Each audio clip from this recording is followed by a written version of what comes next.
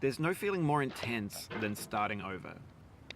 If you deleted your homework the day before it was due, as I have, or if you left your wallet at home and you have to go back after spending an hour in the commute. If you won some money at the casino and then put all your winnings on red but it came up black. If you got your best shirt dry cleaned before a wedding and then immediately dropped food on it. If you won an argument with a friend and then later discovered that they just returned to their original view. Starting over is harder than starting up. If you're not ready for that, like if you've already had a bad day, then what you're about to go through might be too much. Feel free to go away and come back. I'll be here. Alright, thanks for coming with me on this trip. I'll understand if you have to take a break at any point. Just find a safe place to stop and quit the game. And don't worry, I'll save your progress, always. Even your mistakes. This game is a homage to a free game that came out in 2002, titled Sexy Hiking. The author of that game was Jazuo, a mysterious Czech designer who was known at the time as the father of B games. And B games are rough assemblages of found objects. Designers slap them together very quickly and freely, and they're often too rough and unfriendly to gain much of a following. They're built more for the joy of building them than as polished products. In a certain way, Sexy Hiking is the perfect embodiment of a B game. It's built almost entirely out of found and recycled parts, and it's one of the most unusual and unfriendly games of its time. In it, your task is simply to drag yourself up a mountain with a hammer. And that act of climbing, in the digital world or in real life, has certain essential properties that give the game its flavor. No amount of forward progress is guaranteed. Some cliffs are too sheer or too slippery. And the player is constantly, unremittingly in danger of falling and losing everything. Anyway, when you start Sexy Hiking, you're standing next to this dead tree that blocks the way to the entire rest of the game.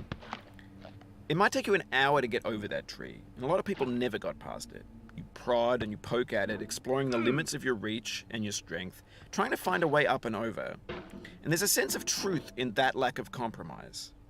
Most obstacles in video game worlds are fake. You can be completely confident in your ability to get through them once you have the correct method or the correct equipment or just by spending enough time. In that sense, every pixelated obstacle in Sexy Hiking is real. The obstacles in Sexy Hiking are unyielding, and that makes the game uniquely frustrating. But I'm not sure Jazuo intended to make a frustrating game. The frustration is just essential to the act of climbing, and it's authentic to the process of building a game about climbing.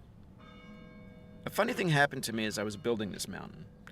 I'd have an idea for a new obstacle, and I'd build it, test it, and it would usually turn out to be unreasonably hard. But I couldn't bring myself to make it easier. It already felt like my inability to get past the new obstacle was my fault as a player rather than as a builder. Imaginary mountains build themselves from our efforts to climb them, and it's our repeated attempts to reach the summit that turns those mountains into something real. When you're building a video game world, you're building with ideas, and that can be like working with quickset cement. You mold your ideas into a certain shape that can be played with, and in the process of playing with them, they begin to harden and set until they're immutable, like rock. And at that point, you can't change the world. Not without breaking it into pieces and starting fresh with new ideas. For years now, people have been predicting that games would soon be made out of prefabricated objects, bought in a store and assembled into a world.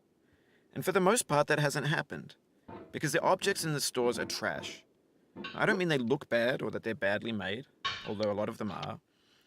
I mean they're trash in the way that food becomes trash as soon as you put it in the sink. Things are made to be consumed and used in a certain context, and once the moment is gone, they transform into garbage. In the context of technology, those moments pass by in seconds. Over time, we've poured more and more refuse into this vast digital landfill that we call the internet.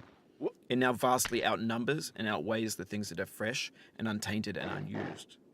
When everything around us is cultural trash, trash becomes the new medium, the lingua franca of the digital age.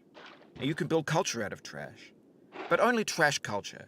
B games, B movies, B music, B philosophy. Maybe this is what digital culture is. A monstrous mountain of trash, the ash heap of creativity's fountain. A landfill with everything we ever thought of in it.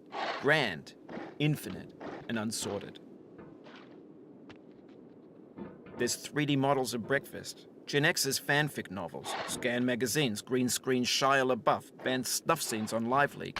Facebook's got lifelike bots with unbranded adverts and candid shots of Kanye and Taylor Swift mashups, car crash epic failed GIFs, Russian dashcam vids, discussions of McRibs, discarded, forgotten, unrecycled, muddled, rotten, untitled.